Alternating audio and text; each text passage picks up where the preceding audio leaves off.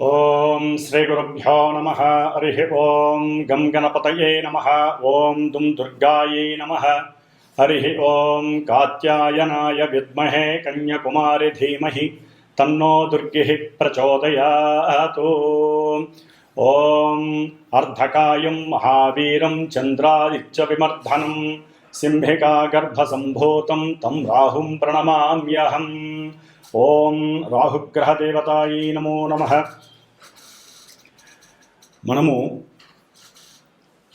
ఈ యొక్క భూప్రపంచంలో ముఖ్యంగా మానవులందరూ కూడా గత జన్మలకు సంబంధించినటువంటి కర్మ ఫలితాలను అనుభవిస్తున్నలో ముఖ్యంగా శని కర్మకారకుడైతే ఆయన కర్మలను మాత్రం ఏ విధంగా చేయాలి, ఏ సమయంలో చేయాలో నిర్దేశిస్తే ఆ యొక్క కర్మలని పూర్వకర్మలు అలాగే అపరికర్మలుగా, అంటే మనిషి బ్రతికి ఉన్నంత కాలము ఆ కర్మలను హైరేజ్ అంటే ఎక్కువగా చేయటం, వాటి ద్వారా ఎన్నో రకాలైన ఇబ్బందులు పెట్టడం, అట్లాగే మనిషి చనిపోయిన తర్వాత అతను మళ్ళీ జన్మని అనుభవించేటంత వరకు, అంటే మరలా జన్మ వచ్చేంత వరకు అపరికర్మలని అనుభవిస్తూ ఉంటారు. అంటే ఈ భూలోకంలో చనిపోయిన వారి గురించి ఈ యొక్క అపరికర్మల్ని చేస్తూ ఉంటారు.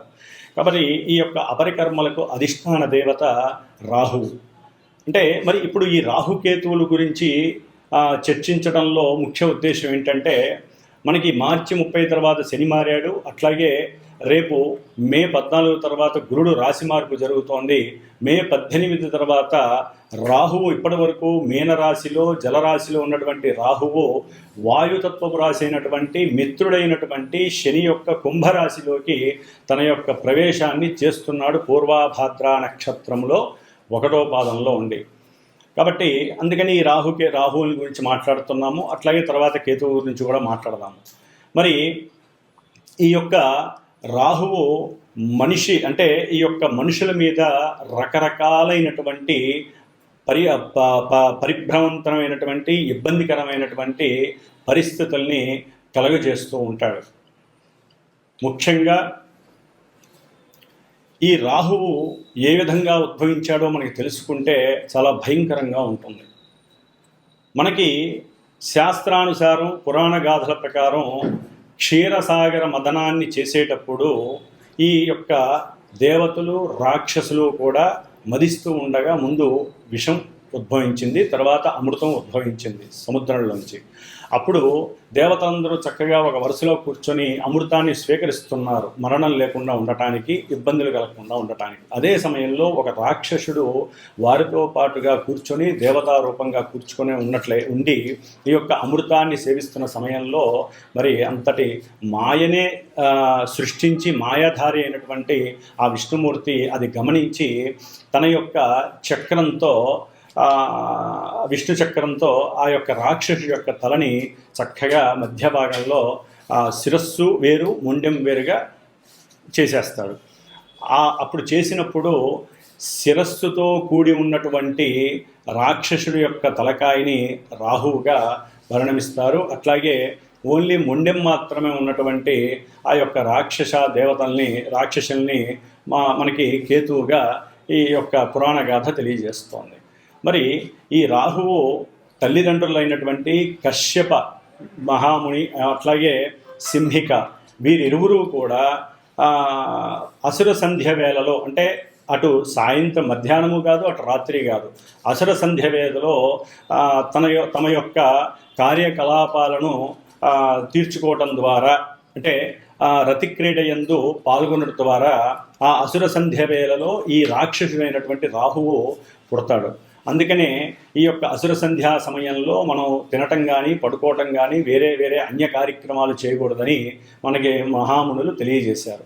ఆ విధంగా పుట్టడం ద్వారా సూర్యాస్తమయం సమయంలో జరిగినటువంటి ఆ రాహు యొక్క జననం వలన రాహువుకి అన్ని, అంటే మూఢనమ్మకాలు మీద విశ్వాసం అంటే నమ్మకాల మీద విశ్వాసం లేకపోవటం, గురువుల యందు భక్తి పారవస్యం లేకపోవటం, అట్లాగే అన్ని అగాధాలు, విఘాతాలు, వికాతాలు, ఇబ్బందులు, మానసిక వికారాలను కలుగజేసేటటువంటి వాళ్ళలో ప్రప్రథముడు రాహువు. శనివత్ రాహువు అంటే శని ఇచ్చే ఫలితాలన్నీ రాహు ఇస్తాడు. మరి ఈ రాహువు ఇప్పుడు శని యొక్క క్షేత్రంలో ఎవరి నక్షత్రంలో ఉంటున్నాడు? పూర్వభాద్ర గురు నక్షత్రంలో ఉంటున్నాడు. అంటే మనకి గ్రహాలన్నీ కూడా అవి ఉన్నటువంటి రాశి ప్రభావాన్ని, రాశ్యాధిపతి ప్రభావాన్ని ఏదో కొంతవరకు ఇస్తూ అవి ఉన్నటువంటి స్థితి ప్రకారం ఇస్తాయి. కానీ ఈ రాహుకేతువులు అట్లా కాదు. రాహువు తను ఉన్నటువంటి రాశ్యాధిపతి అయినటువంటి శని యొక్క ఫలితాలను ఇస్తాడు. తను స్వయంగా తనకున్నటువంటి పోర్ట్ఫోలియోస్ ప్రకారం తనిచ్చే ఫలితాలను ఇస్తాడు. తను చూస్తున్న భావ ఫలితాలను ఇస్తాడు, భావాధిపతి ఫలితాలను ఇస్తాడు. రాహు ఉన్నటువంటి నక్షత్రాధిపతి అయినటువంటి గురుడి యొక్క ఫలితాలు కూడా ఇస్తాడు. కాబట్టి ఇన్ని రకాల వేస్లో రాహువు కుంభరాశిలో అడుగు పెడుతున్నాడు మే 18వ తారీఖున. కాబట్టి మే 18 నుంచి డిసెంబర్ 2026 వరకు కూడా దాదాపు 1 సంవత్సరంన్నర పాటు ఈ రాహువు తన యొక్క క్రీడా విన్యాసాల ద్వారా ఎన్నో మార్పులు అటు దేశం మీద, ఇటు ప్రపంచము, అట్లాగే అంతరిక్షంలో, అట్లాగే మనకు ఉన్నటువంటి పంచభూతాలను ఆవహించి ఉన్నటువంటి ఎన్నో రకాలైనటువంటి నెగిటివ్ ఎఫెక్ట్స్ ద్వారా ఈ రాహువు మన యొక్క మానవ జీవితం మీద వారి యొక్క సొంత జాతకాల ద్వారా ఏ రాసుల్లో, అట్లాగే రాహు మహర్దశలు నడుస్తున్నవారు, రాహు అంతర్దశలు నడుస్తున్నవారు, అట్లాగే జాతకంలో లగ్నం నుంచి కానీ చంద్రుడి నుంచి కానీ ఈ రాహువు ఉన్నటువంటి స్థితిగతులు, రాహుతో కలిసి ఉన్నటువంటి గ్రహాలు, ఇట్లా పరిపరి విధములుగా రాహువు తన యొక్క విన్యాస క్రీడలని మనుషుల మీద ప్రభావితం చేస్తూ కొంతమందికి వృద్ధిని కలుగజేస్తాడు, మరికొంతమందికి రాసుల వారికి ఇబ్బందిని, అభివృద్ధి పదంలో ఉన్నటువంటి వారిని కిందకు పడవేయటం, జైళ్ళల్లో వేయించటం, అట్లాగే కుటుంబంలో విఘాతాలు కలగటం, ఇట్లా ఎన్నో రకాలైనటువంటి సమస్యల్ని క్రియేట్ చేసేవాడు రాహువు. ఎందుకంటే శని యొక్క క్షేత్రంలో ఉండటం ద్వారా, కుంభరాశిలో ఉండటం ద్వారా. కాబట్టి ఈ యొక్క రాహువు చేసేటటువంటి విన్యాసాలు ద్వాదశ రాశుల్లో వారికి ఉన్నప్పుడు ఏ విధంగా ఉంటాయి ప్రస్తుతం ఈ యొక్క 1.5 ఇయర్. అట్లాగే ఈ యొక్క రాహువుకి అధిష్టాన దేవత దుర్గాదేవి, అట్లాగే ఈ యొక్క రాహుకేతువులు ఇద్దరికి అధిష్టాన దేవుడు సుబ్రహ్మణ్యేశ్వర స్వామి. కాబట్టి ఎవరైనా సరే ఈ రాహువు వలన మనం రాశుల ప్రకారం చెప్పుకునేటప్పుడు ఎన్ని రకాలైనటువంటి ఇబ్బందులు కలుగుతాయో అన్ని రకాల ఇబ్బందులకి దుర్గామాత ఆశీర్వచనం మాత్రమే మనకి శ్రీరామ రక్ష. కాబట్టి మరి శ్రీమాత జ్యోతిషాలయ పీఠంలో మా యొక్క పీఠంలో ఈ యొక్క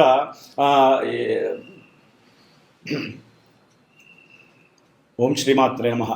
ఈ యొక్క పీఠంలో ఈ యొక్క గ్రహాలకి సంబంధించినటువంటి శాంతులు, జపాలు, హోమాలు, అట్లాగే నిత్య అనుష్ఠాన జప పారాయణలు జరుగుతూ ఉంటాయి.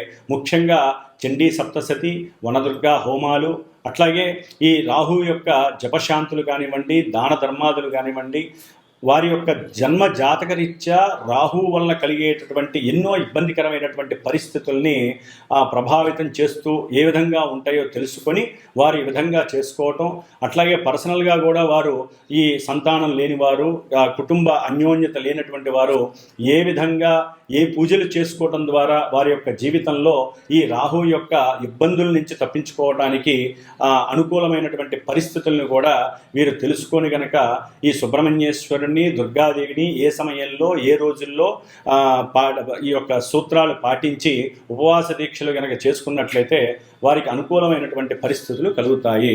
కాబట్టి ఈ రాహు యొక్క స్థితిగతులు మేషాది ద్వాదశ రాశుల వారికి ఏ విధంగా ఉంటాయి, ఏ రాశుల వారికి రాహు చేసేటటువంటి శుభాశుభ ఫలితాలు ఏ విధంగా ఉంటాయో మరి ఇప్పుడు మనం తెలుసుకుందాం. మనకున్నటువంటి నవగ్రహాలలో సప్తగ్రహాలు ఒక పక్కన ఉంచగా ఈ రాహుకేతువుల్ని షాడో ప్లానెట్స్ అంటే ఛాయాగ్రహాలు, కాల్పనిక బిందువులు అంటారు. ఇవి ఏ రాశిలో అయితే ఉంటాయో ఆ రాశి యొక్క, ఆ రాశ్యాధిపతి యొక్క, అట్లాగే ఇవి ఏ నక్షత్రంలో ఉంటే ఆ నక్షత్రాధిపతి యొక్క, ఏ గ్రహం వీటిని చూస్తుందో ఆ గ్రహం యొక్క ఫలితాలు, అట్లాగే ఈ గ్రహం ఏ రాశుల్ని, ముఖ్యంగా రాహువు 5వ స్థానాన్ని, 9వ స్థానాన్ని, 7వ స్థానాన్ని చూస్తూ ఉంటాడు. అంటే ఇప్పుడు కుంభరాశిలోకి వస్తున్నటువంటి రాహువు తన యొక్క అపసవ్య, అంటే వీళ్ళు అపసవ్య దృష్టిని కలిగి ఉంటారు. మిగతా గ్రహాలు వక్రించినప్పుడు మాత్రం కొంచెం వెనక భావాన్ని ఇస్తారు, కానీ వీరు ఎప్పుడూ కూడా అంతరిక్షంలో అపసవ్య దశలో తిరుగుతూ ఉంటారు. కాబట్టి ఈ కుంభరాశిలో మారేటటువంటి మే 18న మారుతున్నటువంటి రాహువు మరి కుంభరాశి యొక్క ఫలితాలని అక్కడ ఉండి తన యొక్క దృష్టి తులారాశి మీద, 5వ రాశి మీద, సప్తమ దృష్టి సింహరాశి మీద, నవమ దృష్టి మిథున రాశి మీద పడుతుంది కాబట్టి ఈ యొక్క రాశుల్లో ఉన్నటువంటి గ్రహాలు ఈ యొక్క రాశి ఫలితాలు ఇస్తాయి. అట్లాగే ఇప్పుడు మనకి ఈ యొక్క మే 18 నుంచి జూన్ 6 వరకు కుజుడు ఆల్రెడీ మనకి కర్కాటక రాశిలో ఉన్నాడు కాబట్టి ఈ కుజుడు అష్టమ దృష్టితో రాహువును చూడటం చాలా చాలా అరిష్టకరమైనటువంటి దేశ విపత్తు అనుకోండి, లేదా మానవ జీవితాల్లో వారు పుట్టినప్పుడు కానివ్వండి, ఇప్పుడు గోచార రీత్యా కర్కాటక రాశి ఇంకా కొన్ని రాశుల వారికి కానివ్వండి, ఈ యొక్క కుజ దృష్టి రాహు మీద పడడం ద్వారా ఎన్నో రకాలైనటువంటి విపత్తులు, ప్రమాదాలు, అట్లాగే రకరకాలైనటువంటి ఇబ్బందులు కలగడానికి ఎక్కువ ఆస్కారాలు ఉన్నాయి. దీన్ని సర్పదోషం అంటారు. రాహుకేతువులకి సర్పదోషానికి చాలా చాలా సంబంధం ఉంది. అట్లాగే మనకి 2 రకాల పద్ధతులు ఉంటాయి. రాహువు వామాచార పద్ధతికి అధిపతి అయితే కేతువు మనకి దక్షిణాచార పద్ధతికి అధిపతి అవుతాడు. అంటే చాలామంది ఈ యొక్క వామాచార పద్ధతిని ఈ మధ్య కాలంలో దాన్ని మనకి సాత్వికమైన వామాచార పద్ధతులు కూడా ఉన్నాయి, కానీ వాటిల్ని రజోగుణ తమోగుణ పద్ధతి ద్వారా రకరకాల విన్యాసాలను చేస్తూ ఆర్థికంగా ధనాన్ని సంపాదించుకోవడానికి చేసేటటువంటి పనులలో ఈ రాహువుని ఎక్కువగా ఉపయోగిస్తున్నారు. కాబట్టి సాధ్యమైనంత వరకు రాహువు సాత్వికంగా మనకి ఉన్నటువంటి మన ఋషులు ఇచ్చినటువంటి ఎన్నో దుర్గా సూక్తాలు ఉన్నాయి, చండీ సప్తశతి ఉంది, అట్లాగే దశమహావిద్యల్లో వాటిని సాత్వికంగా ఉపయోగించుకునే పద్ధతులు ఎన్నో ఉన్నాయి, ప్రదక్షిణ క్రమాలు ఉన్నాయి, దైవారాధనలు ఉన్నాయి, ముఖ్యంగా సుబ్రహ్మణ్యేశ్వర స్వామికి సంబంధించిన ఎన్నో ఆరాధనలు ఉన్నాయి. వీటన్నిటిని చేసుకోవడం ద్వారా ఎవరికైతే రాహుకేతువుల దోషాలు ఉన్నాయో, సర్పదోషాలు, ముఖ్యంగా మనకి పితృదోషము, గురుదోషము, పత్ని దోషము, సర్పదోషము, ఇట్లా ఎన్నో రకాల దోషాలు మనల్ని పట్టి పీడిస్తూ ఉంటాయి. అంటే మన తాత ముత్తాతలు చేసుకున్నటువంటి పాపకర్మలు, పూర్వజన్మల్లో మనం చేసుకున్నటువంటి ఎన్నో కర్మలన్నీ కూడా ఈ రాహుకేతువుల ద్వారా ఇప్పుడు ప్రజెంట్లో మనల్ని అనుభవింపజేసేటటువంటి పరిస్థితిని ఈ యొక్క సర్పదోషాలు ఎన్నో రకాలుగా ఇబ్బందులు ఎదగనివ్వవు. వీటిల్లో ముఖ్యంగా కాలసర్పదోషము అంటే జన్మలగ్నంలో రాహు ఉండి సప్తమంలో కేతు ఉంటే, ఈ రెండింటి మధ్య గనక గ్రహాలు ఉన్నట్లయితే సభ్యదశలో ఉంటే, అంటే రాహు నుంచి అపసభ్య దశలో కేతు వరకు గ్రహాలుంటే జన్మజాతకంలో దాన్ని కాలసర్ప యోగ దోషము అంటారు. ఇది మహా డేంజర్ అని చెప్పి అనుకోవచ్చు. అంటే డేంజర్ అంటే భయపడాల్సిన అవసరం ఏం లేదండి. అనుకున్న కార్యక్రమాలు ముందుకు వెళ్ళనివ్వవు. అట్లాగే ప్రతి విషయంలో వారికి చిరాకు, పరాకు, ఇబ్బందులు, ఒక రకమైనటువంటి నిర్జీవమైనటువంటి స్థితి ఈ యొక్క కాలసర్ప యోగ దోషం కలిగినటువంటి ఉంటుంది. కాబట్టి వీరికి కూడా ఎన్నో ప్రత్యామ్నాయ పద్ధతులు ఉన్నాయి. అలాంటివి మాలాంటి గురువుల్ని సంప్రదించడం ద్వారా మీకు చక్కటి ఆ యొక్క ఫలితాలు కనిపించేటటువంటి ఎన్నో ప్రయోజనకరమైనటువంటి పూజలు, దానాలు, హోమాలు, ఇలాంటివన్నీ కూడా ఎన్నో పూజలు ఉంటాయి. కాబట్టి ఇవన్నీ కూడా ముఖ్యంగా కేతువు దక్షిణాచార పద్ధతి, ఈయనకి మడి అంటూ, అట్లాగే ఆచారాలు, సాంప్రదాయాలు, గురువులపైన మన్నన, ఇలాంటివన్నీ కూడా కేతువు చక్కగా మనకి అవకాశం ఇస్తూ ఉంటాడు. కాబట్టి కేతువు గురించి తర్వాత మాట్లాడుకుందాం. ఇప్పుడు మనం మాట్లాడుకునేటటువంటి ద్వాదశ రాశుల్లో ఈ రాహువు కుంభరాశిలో ఉన్నప్పుడు మేష నుంచి మిగతా రాశుల వారికి ఏ విధమైనటువంటి ఫలితాలని ఈ రాహువు కలుగజేస్తాడో మనం తెలుసుకుందాం. ఓం దుమ్ దుర్గాయే నమః. కుంభరాశి వారికి మే 18వ తేదీ నుండి కూడా ఇప్పటి వరకు ధనస్థానము, ద్వితీయంలో కుటుంబ స్థానంలో ఉన్నటువంటి ఈ రాహువు ఆర్థికంగా అవసరం లేని ఎంత ఖర్చు పెట్టించాడో ఇప్పుడు కాస్త కుంభరాశి వారికి జన్మరాశిలోకి రాహు రావటం, అది మిత్రక్షేత్రం కావటం, ఒకంత ఆరోగ్యపరంగా ఇబ్బందులు పడినప్పటికీ లేదా భవిష్యత్తులో పడాల్సిన అవసరం వస్తున్నప్పటికీ కూడా వీరు స్వయం శక్తి చేత ఏదైనా సరే కొన్ని వ్యాయామాదులు చేసుకోవటం ద్వారా కానీ, వాకింగ్ లాంటివి చేసుకోవటం ద్వారా కానీ వారు ఆల్రెడీ దీర్ఘకాలికంగా అనుభవిస్తున్నటువంటి కొన్ని రోగాలకి ఉపశమనం కూడా లభించడానికి రాహు కొంతవరకు తోడ్పడతారు. కాకపోతే వీరు అనుకున్నటువంటి కార్యక్రమాలు ఏదైనా ప్రణాళికలు రచించుకున్నట్లయితే వాటిల్లో ఆటంకాలు, విఘాతాలు, ఇబ్బందులు కలుగజేయడానికి అవకాశాలు ఉన్నాయి. అట్లాగే ఫ్రెండ్స్ విషయంలో ఎవరైతే స్నేహితులు ఉంటారో, లేదా అక్క చెల్లెళ్ళల్లో అక్కలు కానీ, అన్నలు కానీ, వీరితో కొంత మానసిక విభేదాలు కలగడానికి అవకాశం ఉంటాయి. ఎందుకంటే కుంభరాశి వారికి జన్మరాశిలో రాహువు, సప్తమంలో కేతువు. ఈ యొక్క రాహుకేతువుల యొక్క ఈ భేదం వలన వీరికి కంపల్సరీ కాలసర్ప యోగ దోషం అనేది సంప్రాప్తించినట్లు లెక్క. జాతకంలోనే కానివ్వండి, ఇప్పుడు కూడా వీరికి కాలసర్ప యోగం వస్తున్నట్టు లెక్క. దీనివల్ల ఏంటంటే ప్రతి పనిలో ఆటంకము, ఇబ్బందులు, అడ్డంకులు, మానసిక నిర్వేదము, శారీరకంగా వీరు కృంగిపోవటము, ఇబ్బందులు ఎదురవటం, ఇలాంటివన్నీ కూడా జరుగుతాయి. ముఖ్యంగా ఈయన యొక్క దృష్టి 9వ స్థానం మీద పడటం ద్వారా, అంటే కుంభరాశికి 9 తులారాశి అవ్వటం ద్వారా తండ్రితో ఏదైనా సరే ఆర్థికపరమైనటువంటి లావాదేవీలు ఉన్నట్లయితే, లేదా ఉద్యోగరీత్యా వీరికి అంతకుముందు ఏదైనా సరే ఉద్యోగాల్లో కొన్ని అమరికలు సరిగ్గా లేక కోర్టు కేసులు ఉన్నట్లయితే వాటి పరంగా కూడా కొంత శారీరక అలసట, ఎక్కువగా ప్రయాణాలు చేయటం, అంటే వాళ్ళు ఇక్కడ ఉంటే కోర్టు కేసులు ఎక్కడో దూరంగా ఉండటం, దాని ద్వారా శారీరక అలసట కలగటం, భాగ్యహీనత్వం, అంటే కొంత ధనాన్ని పోగొట్టుకోవటం, లేకపోతే ధనం ఖర్చు అవ్వటం, తండ్రి నుంచి వస్తుందనుకున్నటువంటి ఆర్జితం నష్టపోవటం, ఇలాంటివన్నీ కూడా కొంత అపశృతిగా, ఇబ్బందులుగా కలుగజేసే అవకాశం ఉంటుంది. ముఖ్యంగా భార్యాభర్తల మధ్య ప్రేమ అనురాగాల విషయంలో విఘాతాలు కలుగుతాయి, ఇబ్బందులు కలుగుతాయి. ఇరువురి మధ్య కొంత ఎడబాట్లు కలగటానికి, అంటే ప్రేమ అనేది నశించి, ప్రేమ లేకపోతే ఏమవుతుంది, లేనిపోని అనుమానాలు ఎక్కువగా కలుగుతాయి ఈ యొక్క కుంభరాశి వారికి. కాబట్టి అనుమానాలు మనసు మీద తెచ్చుకోకండి ముందు. ఎందుకంటే మనం తెలుసుకుంటున్నాం, జాతకాన్ని తెలుసుకుంటున్నాం, మనకి రాహుకేతువుల వలన కాలసర్పయోగ దోషం నడుస్తోంది. కాబట్టి భార్యాభర్తలను జాగ్రత్తగా ఉండాలని, ఒకరికొకళ్ళు సంయమనం పాటించాలి, ఫ్లక్చువేషన్స్ని ఎదుర్కొనే శక్తిని కలిగజేయాలి. దానికి ఏం చేయాలి, సర్పదోషంగా భావించి నాగేంద్ర స్వామికి ఇద్దరూ కూడా వెళ్ళండి. శనివారం పూట రాహుకాల సమయం ఉంటుంది, 9 to 10:30. ఆ సమయంలో చక్కగా నాగేంద్ర స్వామికి అభిషేకం చేసుకోండి. ఓకే, ఇంకా శక్తి సరిపోవట్లేదు, ఆయన శక్తి ఎక్కువగా ఉంది, మాలాంటి వాళ్ళ చేత సర్పసూక్త పారాయణలు చేయించుకోండి. అట్లాగే వెండి లేదా బంగారం ఓపిక ఉంటే, ఇప్పుడంటే ఓపిక లేదు లేండి, ₹1,00,000 పెట్టి బంగారం కొని దాన ధర్మాలు చేసేంత పరిస్థితి ఎవరికి లేదు. కాబట్టి వెండి సర్పాన్నన్నా సరే చేయించి చక్కగా మినుములు, లేకపోతే ఉలవలు, ఇట్లా రకరకాలుగా ఉంటాయి, వాటితో దానం చేయండి, సర్పసూక్త జపం చేయించి, లేదా సుబ్రహ్మణ్య పాశుపత హోమం, దాంపత్య హోమం చేయించండి. అంటే ఇరువురి మధ్య ఇలా ఉన్నా, లేదా ముఖ్యంగా పెళ్లి కానటువంటి వారికి వివాహపరంగా కానీ, లేదా ప్రేమించుకొని వివాహం చేసుకోవాలి అనుకున్న వాళ్ళకి ఇప్పుడు అసలైనటువంటి ఆట బిగిన్ అవుతుంది. తొందరగా వివాహం జరగడానికి వీళ్ళు ఒప్పుకోరు రాహుకేతువులు. అప్పుడు వీరు చక్కగా ఒక శనివారం పూటో, లేదా మంగళవారం పూటో, ఆదివారం పూటో రాహుకాల సమయంలో దీపారాధనలు పెట్టుకోండి. అమ్మవారి దుర్గాదేవి నామస్మరణ చేయండి. దుర్గా ద్వాత్రింశం నామం ఉంటుంది. చక్కగా దుర్గార్తి శమని, దుర్గాపద్య నివారణి, దుర్గమచ్ఛేదిని, దుర్గసాధిని, దుర్గనాశిని అని దుర్గాదేవి యొక్క 32 నామాలు ఉంటాయి. చక్కగా రోజుకి 3 సార్లు చదవండి. ఎటువంటి కార్యక్రమమైనా ముందుకెళ్తుంది, ప్రేమ గట్టిపడుతుంది. అట్లాగే భార్యాభర్తల మధ్య సమస్యలు తొలగడానికి ఆ తల్లి మీకు సద్యోస్ఫురణ శక్తినిస్తుంది. సరైన సమయానికి సరైనటువంటి సృజనాత్మక శక్తిని, ఆలోచన సరళిని మారుస్తుంది. కాబట్టి నాగేంద్ర స్వామి దేవాలయాలు ఎక్కువగా చేస్తూ ఉండండి.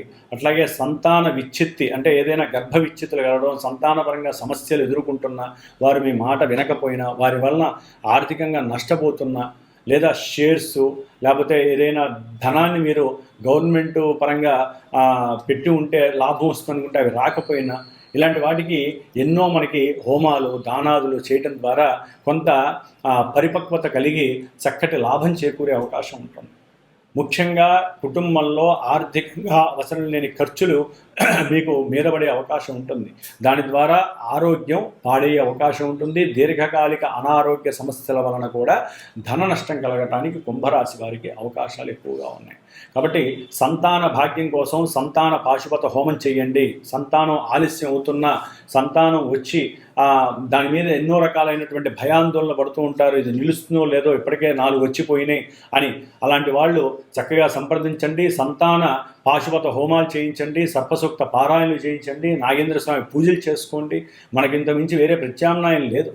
కాబట్టి రాహుకేతువులు ఆడే ఆటలో మనం పావులం కాకూడదు అనుకుంటే అమ్మవారిని, నాగేంద్ర స్వామిని ఎక్కువగా ఆరాధించుకోవాల్సిందే. ఎందుకంటే ముఖ్యంగా కుంభరాశి వారికి ఇప్పుడు పూర్వకాలంలో చేసినటువంటి పూర్వీకులు చేసినటువంటి తప్పులు, పితృశాపాలు, నాగశాపాలు, సర్పదోషాలు ఇవన్నీ కూడా మనల్ని వెంటాడతాయి. కాబట్టి ఆ శాప పరిహారార్థమై దేవాలయాలు తిరగండి. ఎన్నో రకాలైనటువంటి దేవాలయాలు ఉన్నాయి. సుబ్రహ్మణ్యేశ్వర స్వామి, పళని వెళ్ళండి చక్కగా భార్యాభర్తలు. ఇట్లా ఎన్నో రకాలుగా మనకి దేవాలయాలు ఉన్నాయి, గురువులు ఉన్నారు, వారిని ఆశ్రయించండి. చక్కగా 10 రూపాయలు సంపాదించిన దాంట్లో 10 పైసలు ఖర్చు పెట్టి చక్కగా దాన ధర్మాలు చేయండి. లేనిపోని వామాచార పద్ధతులని రకరకాల వాళ్ళు పుట్టుకొస్తున్నారు. వారి దగ్గరికి వెళ్ళకండి. వారి దగ్గరికి వెళ్తే ఉన్న ఆస్తులు కరిగిపోతున్నాయని చాలామంది బాధపడే వాళ్ళు ఎంతోమంది చెప్పుకుంటున్నారు. కాబట్టి ఎటువంటి ఆచారాలు అవసరం లేదండి. మనకు ఉన్నటువంటి మానసిక ఆచారం చాలు. ఉన్నదాంతో 10 రూపాయలు 10 పైసలు ఖర్చు పెట్టి మనం పూజలు చేసుకుంటే చాలు, ఫలితం వచ్చేస్తుంది. లేనిపోని ఆచారాల దగ్గరికి మనకి సంబంధం, ఎందుకంటే రాహు అనేటటువంటి వాడు వామాచారానికి సంబంధించిన వాడని చెప్పి రకరకాల అవసరం లేనటువంటి వ్యవహారాల వైపు తీసుకువెళ్తున్నారు మన యొక్క ఆలోచనల్ని. కాబట్టి తొందరగా దాని జోలికి పోకండి. మనకి మాట్లాడేటప్పుడే తెలుస్తుంది ఎవరైనటువంటి వాళ్ళు అనేది. కాబట్టి జాగ్రత్త వహించండి. మనకున్న సత్సాంప్రదాయాల్ని పాటించండి. మనసుని గట్టి చేసుకోండి. చక్కగా మనకు వచ్చేటటువంటి ముందుగానే తెలుసుకుంటున్నారు కాబట్టి ఈ యొక్క విషయాల యందు దైవనామస్మరణ చేస్తూ మనకు వచ్చే కష్ట నష్టాల నుండి విముక్తి కలిగించుకోవడానికి మీ యొక్క స్వయం కృషితో మీరు పోరాడండి. ఓం దుమ్ దుర్గాయే నమో నమః. మే 18వ తారీఖున రాహువు కుంభరాశిలో సంచారం జరిగేటప్పుడు ముఖ్యంగా కొన్ని రాశుల వారికి దుర్గాదేవి మరియు సుబ్రహ్మణ్యేశ్వర స్వామి అనుగ్రహం కలగటానికి ఏమేం చేసుకోవాలో తెలియజేసుకునే ప్రక్రియలో ముఖ్యంగా అవి ఏమేమి రాశులంటే మీనరాశి, వృషభ రాశి, మిథున రాశి, ముఖ్యంగా కర్కాటక రాశి, సింహరాశి, అట్లాగే తులారాశి, వృశ్చిక రాశి, మకర రాశి, కుంభరాశి. ఇన్ని రాశుల మీద ఈ యొక్క రాహుగ్రహ ప్రభావం చాలా అత్యధికంగా ఉంటుంది. కాబట్టి వీరు తప్పనిసరిగా రాహుగ్రహానికి సంబంధించినటువంటి జపాలు చేయించండి, దానాలు మినుములు దానం చేయండి, గారెలు చేసి పంచాలి. అట్లాగే దుర్గాదేవికి సంబంధించిన హోమాలు చేయించండి. చక్కగా 18 రోజులు దుర్గా సూక్త జపాన్ని ఆచరించండి. 6 రోజులు సుబ్రహ్మణ్యేశ్వర స్వామికి సంబంధించిన సర్పసూక్త పారాయణలు చేయించండి, జప పారాయణలు చేయించండి. ఇంకా సర్పదోషాలు, పితృదోషాలు ఉన్నవాళ్ళు సర్ప బలి కార్యక్రమాలు చేయించండి. పిల్లలు, అట్లాగే పిల్లలు లేని వాళ్ళు, పిల్లలు కావాలనుకునేవాళ్ళు, గర్భ విచ్ఛిన్నం జరుగుతున్న వాళ్ళు, అట్లాగే అకాల మృత్యువు పొందినటువంటి వారి ద్వారా కలిగే నెగిటివ్ ఎఫెక్షన్స్కి సంబంధించిన వారు ఈ యొక్క సుబ్రహ్మణ్యేశ్వర స్వామి పాశుపత హోమాలు చేయించుకోండి. ఇట్లా దుర్గాదేవికి సంబంధించిన చండీ హోమాలు చేయించండి. దీని ద్వారా అనారోగ్య సమస్యలు, అనుకున్న కార్యక్రమాలు వెనక్కి వెళ్ళటం, ఉద్యోగ భద్రత లేకపోవటం, మాట వాగ్దోషాలు, పితృదోషాలు, సంతాన దోషాలు, లేదా మీరు చేసేటటువంటి బిజినెస్ల్లో అరిష్టాలు, ఇబ్బందులు ఇవన్నీ కూడా తొలగిపోవటానికి, పితృదోషాలు, సర్పదోషాలు తొలగిపోవటానికి సుబ్రహ్మణ్య ఆరాధన, అట్లాగే చండీదేవి దుర్గాదేవిగా అవతరించింది కాబట్టి దుర్గాదేవికి సంబంధించిన చండీ సప్తశతి హోమాలు, పారాయణలు, దుర్గా హోమాలు చేయించుకోండి. అంతా శుభప్రదంగా ఉండటానికి రాశుల వాళ్ళు ఈ 1.5 ఇయర్లో మీరు అనుకున్నట్లుగా కంపల్సరీ చేయించుకోండి. ఈ రాశుల వాళ్ళు ముఖ్యంగా నవంబర్ 23 తర్వాత ఆగస్టు వరకు కూడా చాలా క్లిష్టమైనటువంటి పరిస్థితులు. ఎందుకంటే రాహువు సొంత నక్షత్రంలో ఉన్నప్పుడు వీరికి ఇంకా ఈతి బాధలు ఎక్కువ అవడానికి అవకాశాలు ఉన్నాయి. కాబట్టి చక్కగా అందరూ ఆ యొక్క నామస్మరణలు చేసుకుంటూ శుభంగా సుఖంగా ఉండాలని ఆశీర్వచనం. ఓం దుమ్ దుర్గాయే నమో నమః.